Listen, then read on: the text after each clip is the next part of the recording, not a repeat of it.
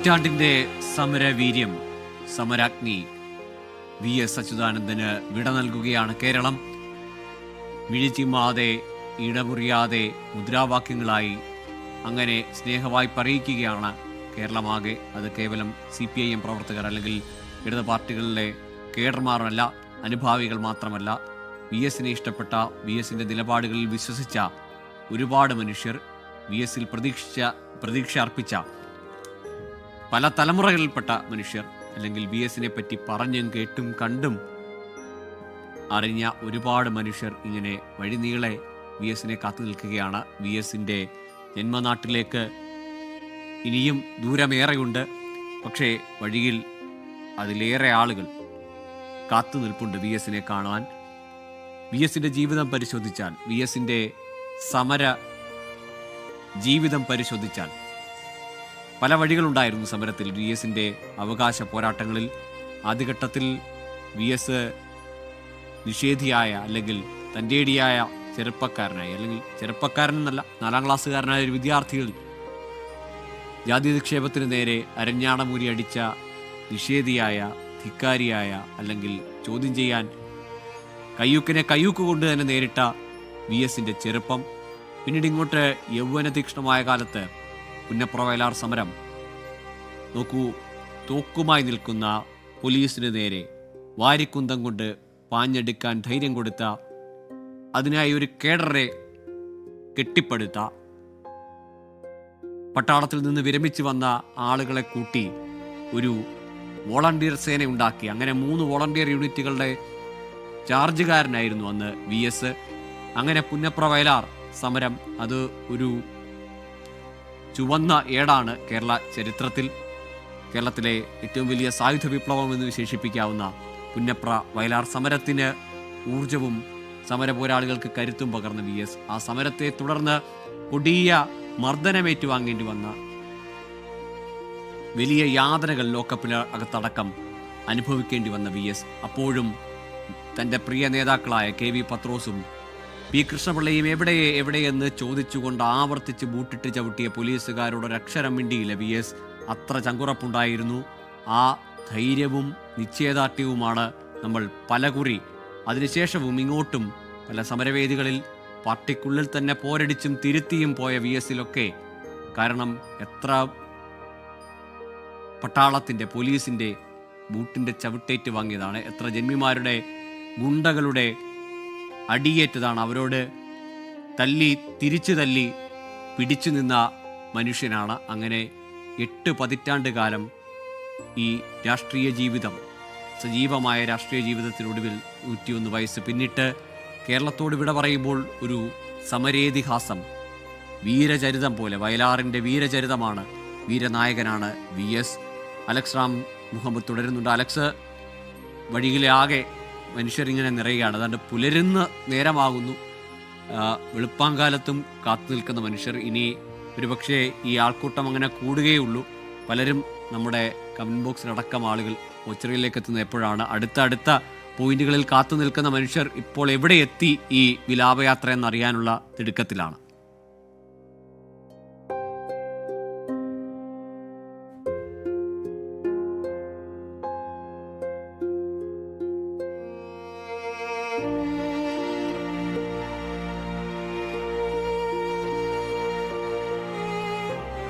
കാവനാടാണ് ഇതായി കാണുന്നത്. കുഞ്ഞുമക്കൾ ഇതാ മുദ്രാവാക്യം വിളിക്കുന്നതാണ് ഗോകുലെ എൻ്റെ കണ്ണിൽ ആദ്യം കണ്ടത്. ഒരു കുഞ്ഞുമോൾ അവള് മുഷ്ടി ഉയർത്തി മുദ്രാവാക്യം വിളിച്ചതാണ് ഞാനിപ്പോൾ കണ്ടത്. കാവനാടാണ് എത്തിയിരിക്കുന്നത്. കാവനാട് അതാ VSന് അന്ത്യാഭിവാദനം നേരുന്നു. കാവനാട് ഒരു പ്രധാനപ്പെട്ട പോയിന്റുകളിൽ ഒന്നായി മാറിയതാണ്. അവിടെ VSന് അന്ത്യാഭിവാദനം നേരുകയാണ് പ്രവർത്തകർ. അവർ മുഷ്ടി ചുരുട്ടി മുദ്രാവാക്യം ഉയർത്തുന്നുണ്ട്. വലിയ രീതിയിൽ ജനസഞ്ചയം കാവനാട്ടേക്കും ഒഴുകി വന്നിട്ടുണ്ട്. നോക്കൂ, കണ്ണേ കരളെ VS എന്ന് പറഞ്ഞ് അവർ VSന്റെ പോസ്റ്ററും പ്ലക്കാർഡുകളും ഒക്കെ ഉയർത്തി മുദ്രാവാക്യം ഉയർത്തി അവരങ്ങനെ മുദ്രാവാക്യം വിളിക്കുന്നത് കാണുന്നു ഗൂഗിൾ. ഏറ്റവും ആവേശത്തോടെ അവർ തങ്ങളുടെ പ്രിയപ്പെട്ട സഖാവിനെ യാത്ര അയക്കുന്നു. ദാ നോക്കൂ, സ്ത്രീകൾ അവർ മുദ്രാവാക്യം ഉയർത്തുന്നത് നോക്കൂ ഗൂഗിൾ. നമ്മുടെ ദൃശ്യങ്ങളിൽ അത് കാണുന്നുണ്ട്. അത്തരത്തിൽ നീണ്ട നിര, ജനങ്ങളുടെ വലിയ നിര, വിവിധ വിഭാഗങ്ങളിൽപ്പെട്ട, വിവിധ പ്രായഭേദമന്യേ വിവിധ പ്രായനിരകളിൽ ഉൾപ്പെട്ടവരുടെ പറ്റിയുള്ള നീണ്ട നിര, വിവിധ പ്രായഭേദമന്യേ അവിടെ നിലനിൽക്കുന്നു. അവിടെ വന്നിരിക്കുന്നു, വി എസിനെ കാണുന്നു. ഒരു കുഞ്ഞുമകളത അച്ഛൻ്റെ തോളിലിരുന്ന് വി എസിനെ കാണുന്നു. ഈ കാഴ്ച ഇങ്ങനെ കേരളമാകെ ഉണ്ട് ഗോകുൽ. ഈ കാഴ്ച നമ്മൾ ഈ വന്ന വഴിയിലുടനീളം കാണുന്നുണ്ട്. ആവേശത്തോടെ മുദ്രാവാക്യം വിളിക്കുകയാണ് വി എസിനായി. തൊണ്ട പൊട്ടുമാർ മുദ്രാവാക്യം വിളിക്കുകയാണ്. പിതാക്കന്മാരുടെ തോളുകളിൽ മക്കൾ ഇങ്ങനെ കയറിയിരിക്കുന്നുണ്ട്. ആരാണ് വി എസ്? ഇതെന്താണ് വി എസിനെ ഇങ്ങനെ ആളുകൾ നെഞ്ചേറ്റുന്നത് എന്ന കുട്ടികൾക്ക് സംശയമുണ്ടാകും. അതവരിങ്ങനെ ഒരു കൗതുകത്തോടുകൂടി, തെല്ല് കൗതുകത്തോടുകൂടി അച്ഛൻ്റെ തോളത്തിരുന്ന മക്കൾ ഇങ്ങനെ നോക്കിക്കാണുന്നുണ്ട്. അത്ര കണ്ട ആവേശം ആ കുട്ടികൾക്ക് ഇപ്പോഴേ ലഭിക്കുകയാണ്. വി എസ് എന്ന ആ ദ്വയാക്ഷരി ആരാണ് എന്നുള്ളതിന്റെ അർത്ഥം കുട്ടികൾക്ക്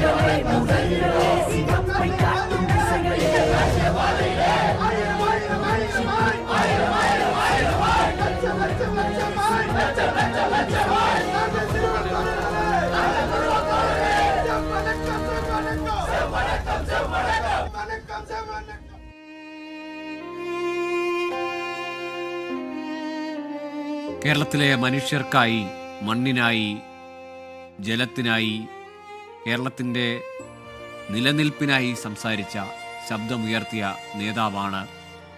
ഈ നാടിൻ്റെ ആദരമേറ്റുവാങ്ങി മടങ്ങുന്നത്, ജന്മനാട്ടിലേക്ക് മടങ്ങുകയാണ്.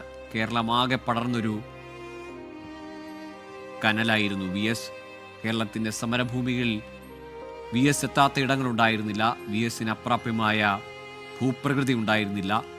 വി എസ് ചെന്നെത്തിപ്പെടാത്ത ഇടങ്ങളുണ്ടായിരുന്നില്ല. അങ്ങനെ എല്ലാ ജില്ലകളിലും, നമ്മൾ മുമ്പൊരു വിശദമായൊരു ലിസ്റ്റ് തന്നെ പറയുമ്പോൾ, എല്ലാ ജില്ലകളിലും വി എസ് നേതൃത്വം കൊടുത്ത, അല്ലെങ്കിൽ വി എസ് നേതൃത്വം ഏറ്റെടുത്ത, വി എസ് സാന്നിധ്യം അറിയിച്ച, വി എസ് പിന്തുണ അറിയിച്ച സമരങ്ങളുണ്ടായിരുന്നു. അങ്ങനെ വി എസ് കേരളമാകെ സമരങ്ങളിലൂടെയാണ് നിറഞ്ഞത്. അത് കേവലം സംഘടനാ സംഘാടനത്തിൻ്റെ കാലത്ത് മാത്രമല്ല, അതിനപ്പുറത്തേക്ക് ജനകീയ സമരങ്ങളെ ആകെ വി എസ് അത്രയേറെ, ആ സമരങ്ങൾ ജനപക്ഷത്തുള്ളതാണെങ്കിൽ, ആ ആവശ്യം സാധാരണക്കാരൻ്റേതാണെങ്കിൽ, ന്യായമെങ്കിൽ വി എസ് അവിടെ എത്തുമെന്നത് ഒരു ആത്മവിശ്വാസമായിരുന്നു. ആ ആത്മവിശ്വാസമാണ് അവസാനിക്കുന്നത്. കഴിഞ്ഞ 5 വർഷമായി സജീവമായി സമരവേദികളിലേക്ക് വി എസ് എത്തുന്നില്ലെങ്കിൽ പോലും വി എസ് ഒരു പ്രതീക്ഷയായിരുന്നു. അല്ലെങ്കിൽ വി എസ് ഒരു എല്ലാ കാലത്തും ഈ ജനകീയ സമരങ്ങളിലെ വലിയ പ്രതീകമാണ്. അണമുറിയാത്ത ആവേശവുമായി ഇപ്പോഴും പ്രവർത്തകർ മുദ്രാവാക്യങ്ങൾ മുഴക്കുന്നുണ്ട്.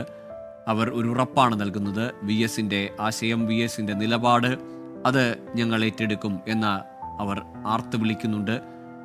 തൊണ്ടപൊട്ടുമാർ ഉച്ചത്തിൽ. വി എസ് ഇതൊന്നും കേൾക്കുന്നില്ലെങ്കിൽ പോലും വി എസ് കേൾക്കണം, വി എസ് ഇതറിയണമെന്ന പോലെ അത്രയേറെ ഉച്ചത്തിൽ, പ്രാപ്യമായ ഏറ്റവും ഉച്ചത്തിൽ തന്നെ അവർ ഉറക്കെ മുദ്രാവാക്യം വിളിക്കുകയാണ്. അതിനൊരു ഇടവേളയില്ല എന്നതാണ് ഈ വിലാപയാത്രയിൽ നമ്മളെ അത്ഭുതപ്പെടുത്തുന്നത്. എവിടെയും ആ മുദ്രാവാക്യങ്ങൾ, ആ മുദ്രാവാക്യത്തിൻ്റെ ഒച്ചകൾ എവിടെയും നമ്മളത് മുറിഞ്ഞു പോയതായി കണ്ടിട്ടില്ല. ഇന്നലെ വി എസിൻ്റെ വിയോഗ വാർത്ത അറിഞ്ഞത് മുതൽ തിരുവനന്തപുരത്ത് AKG സെൻറ്ററിന് മുന്നിൽ, പിന്നീട് ഇങ്ങോട്ട് പൊതുദർശനം നടന്ന ദർബാർ ഹാളിൽ, തിരുവനന്തപുരത്തിൻ്റെ നഗരവീഥികളിൽ, കൊല്ലത്തെ ഓരോ ഇടത്തും അങ്ങനെ ജനമിങ്ങനെ ഒഴുകി വി എസിനൊപ്പം ഒഴുകുന്ന കാഴ്ച.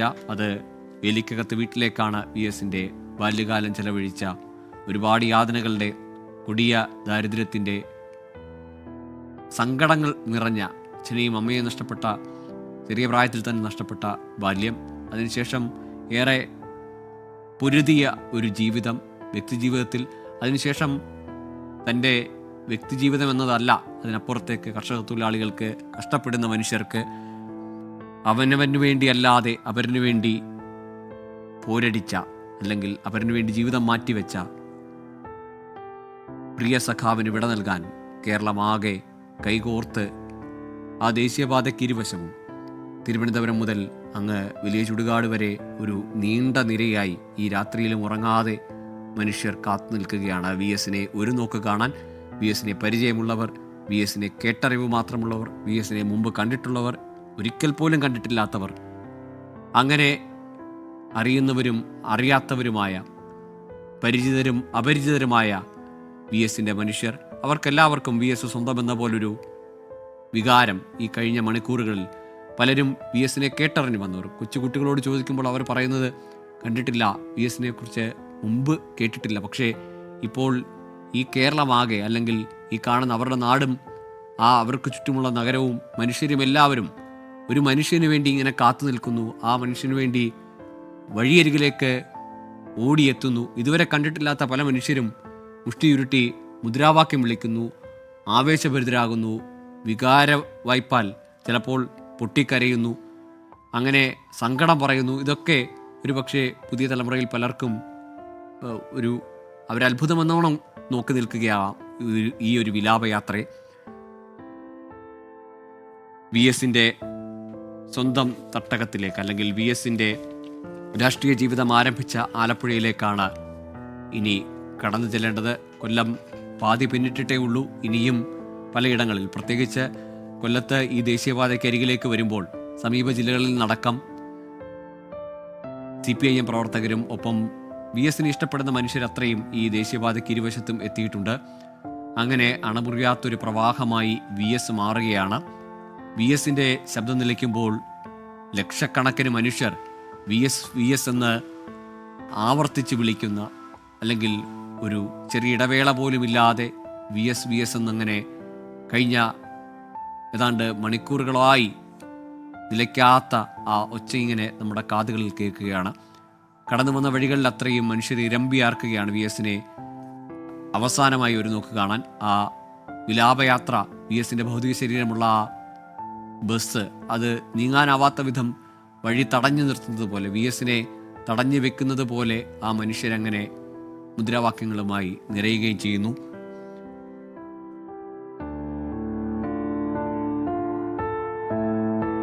അലക്സ് റാം മുഹമ്മദ് ഉണ്ട്.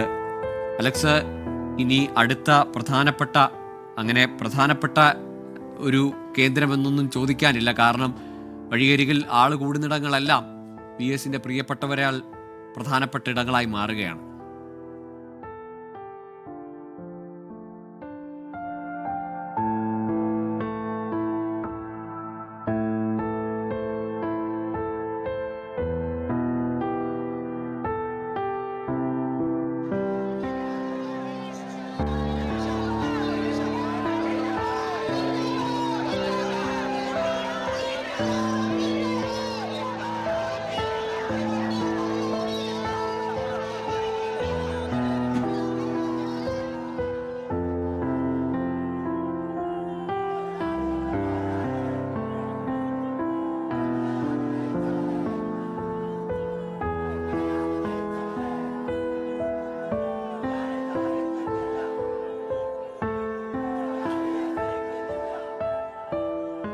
കേരളത്തിൻ്റെ സമരാഗ്നി, സമര തേജസ് വി എസിന് വിട നൽകുകയാണ്.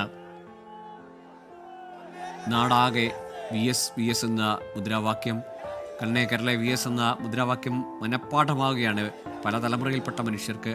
അത് ഒരുപക്ഷെ ഈ കഴിഞ്ഞ ദിവസങ്ങളിൽ അത് കേട്ട കൊച്ചുകുട്ടികൾക്ക് പോലും ആ മുദ്രാവാക്യം മനഃപ്പാഠമാകുന്നു. വി എസിൻ്റെ മുഖം അവരുടെ മനസ്സിൽ തറയുന്നത് പോലെ ഈ വിലാപയാത്ര ഇങ്ങനെ കടന്നു വന്ന വഴിയിലാകെ ഈ വിലാപയാത്ര ഇപ്പോൾ നീങ്ങിക്കൊണ്ടിരിക്കുന്നത് ചവറയാണ് അടുത്ത പോയിന്റ്. ചവറ, അത് കഴിഞ്ഞ് കരുനാഗപ്പള്ളി, അതിനുശേഷം ഓച്ചിറ, പിന്നാലെ ആലപ്പുഴയിലേക്ക് പ്രവേശിക്കും. ഇനി ഒരു 3 പ്രധാനപ്പെട്ട പോയിന്റുകൾ കൂടി കൊല്ലം ജില്ലയിലുണ്ട് കടന്നു പോകാൻ. അവിടെയും സമാനമായി തന്നെ നേരത്തെയൊക്കെ ഉണ്ടായിരുന്നത് പോലെ ഈ വലിയ ജനസഞ്ചയം പ്രതീക്ഷിക്കുന്നുണ്ട്. ഇപ്പോൾ നേരം പുലർന്നു വരികയാണ്, 4:30 മണി കഴിഞ്ഞു വരുന്നു. അപ്പോൾ സ്വാഭാവികമായും ജനങ്ങൾ ആ മേഖലയിൽ കൂടുതലായി എത്തുമെന്നുള്ള കാര്യം പ്രതീക്ഷിക്കപ്പെടുന്നുണ്ട്. അത് കണ്ടറിയണം. ഇനി നേരം പുലർന്നില്ല എങ്കിൽ പോലും ഈ രാത്രിയിൽ എമ്പാടും നമ്മൾ കണ്ട കാഴ്ച വ്യത്യസ്തമായിരുന്നില്ല. എല്ലായിടവും തിങ്ങി നിറഞ്ഞ ആൾക്കൂട്ടം. അത് റോഡിന് ഇരുവശവും അവർ തിങ്ങി നിറഞ്ഞു നിൽക്കുകയായിരുന്നു വി എസിനെ കാണുന്നതിന് വേണ്ടി, വി എസിന് അന്തിമോപചാരം അർപ്പിക്കുന്നതിന് വേണ്ടി. അവരങ്ങനെ തിങ്ങി നിറഞ്ഞു നിന്ന് മുദ്രാവാക്യം ഉയർത്തുന്നതാണ് നമ്മൾ ഈ കഴിഞ്ഞ മണിക്കൂറുകളിലെല്ലാമായി കാണുന്നത്. ഇപ്പോൾ ഈ ചവറയിലേക്ക് പോകുന്ന പ്രധാനപ്പെട്ട ഇടത്ത് വഴിവക്കിൽ ശക്തികുളങ്ങര ജംഗ്ഷനിൽ ആളുകൾ കാത്തു നിൽക്കുന്നുണ്ട് വി എസിനെ ഒരു നോക്ക് കാണാൻ. അവർ റോഡിന്റെ വശത്ത് നിന്ന് നിൽക്കുന്നുണ്ട്. വി എസിനെ വഹിച്ചുകൊണ്ട് വരുന്ന ഈ വാഹന വ്യൂഹം കാണാൻ അവർ റോഡിലേക്ക് അങ്ങനെ നോക്കി നിൽക്കുന്നത് ശക്തികുളങ്ങര ജംഗ്ഷനിലെ കാഴ്ചയാണ്. ഈ മാർക്കറ്റും മറ്റുമൊക്കെ ഉണർന്നു തുടങ്ങിയിരിക്കുകയാണ്. ഇവിടെ മത്സ്യത്തൊഴിലാളി മേഖലയാണ്. മത്സ്യത്തൊഴിലാളികൾ കൂടുതലായുള്ള ഒരു പ്രദേശമാണ്. സ്വാഭാവികമായി അവിടെ വി എസ് എന്ന പോരാട്ട വീര്യത്തിന്, വിപ്ലവ ഇതിഹാസത്തിന് അവരുടെ ഉള്ളിൽ ഒരു സ്ഥാനമുണ്ടാകും, ഒരടയാളമുണ്ടാകും. അത് മറ്റാർക്കും പകരം വെക്കാനാകാത്ത ഒരു അടയാളമായിരിക്കും. അവരതാണ് ആ കാത്തു നിൽക്കുന്നത്. അന്തിമോപചാരം നൽകാൻ, അന്ത്യാഭിവാദ്യം നൽകാൻ അവരങ്ങനെ കാത്തു നിൽക്കുന്നത് നമ്മൾ കാണുന്നു ആ ദൃശ്യങ്ങളിൽ. വാഹനവ്യൂഹം നീങ്ങുകയാണ് മെല്ലെ. നേരത്തെ സൂചിപ്പിച്ചതുപോലെ ചവറയിലെ പ്രധാനപ്പെട്ട പോയിന്റിലേക്കാണ് പോകുന്നത്. അത് കഴിഞ്ഞ് പിന്നീട് കരുനാഗപ്പള്ളിയിലേക്കും പിന്നീട് ഓച്ചിറയിലേക്കും വാഹനവ്യൂഹം നീങ്ങും.